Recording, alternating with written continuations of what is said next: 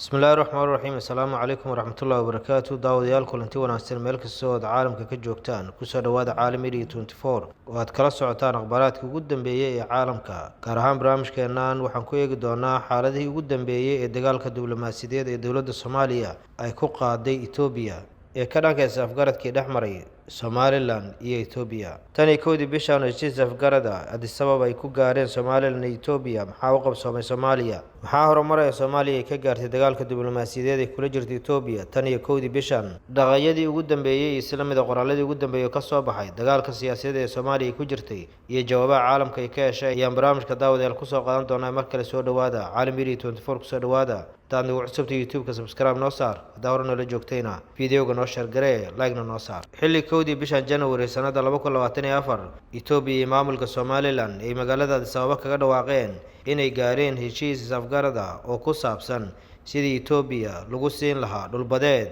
lagu sheegay cabirkiisa 20 kiilomitir halkaas oo Itoobiya ka dhisan doonto deked iyo si la mid ah saldhig ciidan oo aad u baaxad weyn Somaliland ay ku heli doonto aqoonsi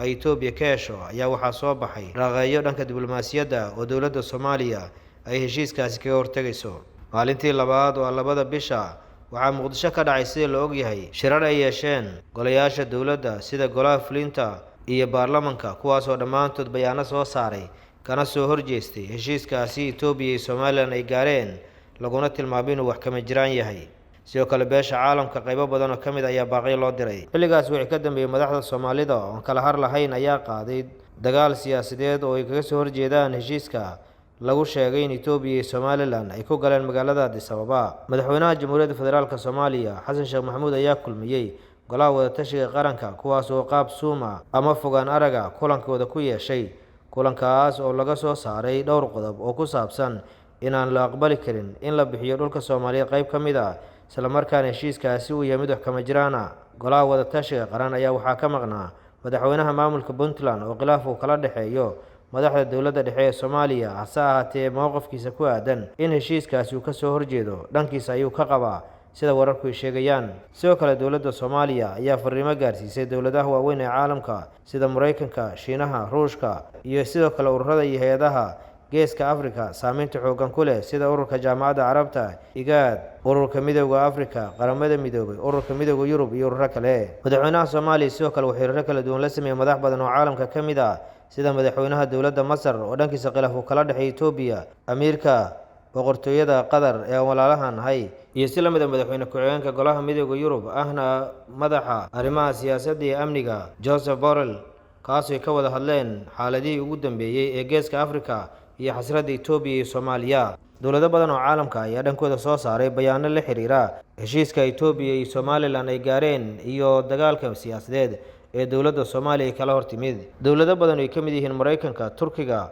ururka midowga Yurub iyo qaybo badan oo caalamka ayaa dhammaantood waxay cadeeyeen inay taageersan yihiin aqoonsan yihiin midnimada iyo madax-bannaanida dhuleed ee Soomaaliya oo leh xuduudihii 1960kii Soomaaliya xorriyadda ku qaadatay ururada ka hadlay sidoo kale waxaa kamid ah ururka IGAD ee xogayaha fulinta ururkaasi hadal uu soo saaray oo u muuqday mid aan cadeynayn hadalka dhabta IGAD ay dawladda Soomaaliya dhibsatay ururka midowga Afrika oo ayaguna ka hadlay waxay sheegeen in ururka midowga Afrika uu ugu baaqay labada dhinac in xaaladda la dejiyo isla markaana midowga Afrika uu aqoonsan yahay midnimada iyo madax-bannaanida dhuleed ee Soomaaliya ay leedahay ururka midowga Afrika oo la dhisay 1963 ayaa heshiiska lagu saleeyay markii la dhisay waxaa kamid ah in xuduudaha Afrika markaasi ay lahayd aan waxba laga bedeli karin taana waxay si cad uga hor imaanaysaa in Itoobiya ay Somaliland u aqoonsato dawlad madax bannaan oo si gaar ah ula macaamili karto Soomaaliya sidoo kale waxay codsatay in kulamo isugu yimaadaan ururada jaamacadda Carabta, midowga Afrika iyo ururada kale ee gobolka saameynta ku leh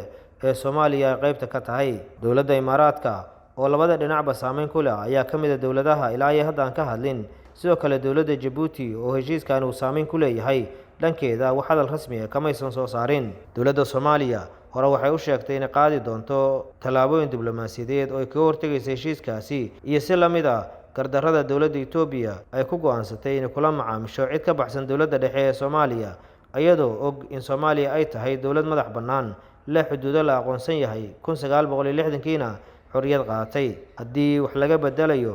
heshiisaadkii hore ee midowga Afrika ay ku dhisnaayeen Soomaaliya waxay xaq u leedahay inay faragelin ku samayso gudaha Itoobiya sida ay qabaan khubarada ka faallooda arrimaha Geeska Afrika. Labada dowladood ee Itoobiya iyo Soomaaliya midna dan uguma jirto inuu midka kale faragelin ku sameeyo dhankiisa. Sida khubaradu ay ku faaleeyeen, Soomaaliya waxay qaaday wadadii ugu habboonayd ee diblomaasiyadda inay ku dagaalanto, halka Itoobiya aanay haysan wax sharciyada ee heshiiska afgaradka ee Somaliland ay la gashay uu ku sii socon karo. Laakiin dhankeeda dowladda Itoobiya waxay ugu baaqday shacabkeeda in Itoobiya kaliya la aqoonsan karo, saameyn ay yeelan karto marka ay meesha ay mudan tahay oo ay u aragto inay tahay badda cas ay cagaha saarto. Si kastoo ay ku heshay deked iyo dhul badda cas ka midana, Itoobiya ciidan ayay u diyaarsatay waana ay ku tala gashay. Daawadayaal, intaas ayaan qodobkeena kusoo afmeeraynaa. Intaan barnaamijkan la mid kulmayno waxaan kaga tegaynaa sida ay kulanti dambe.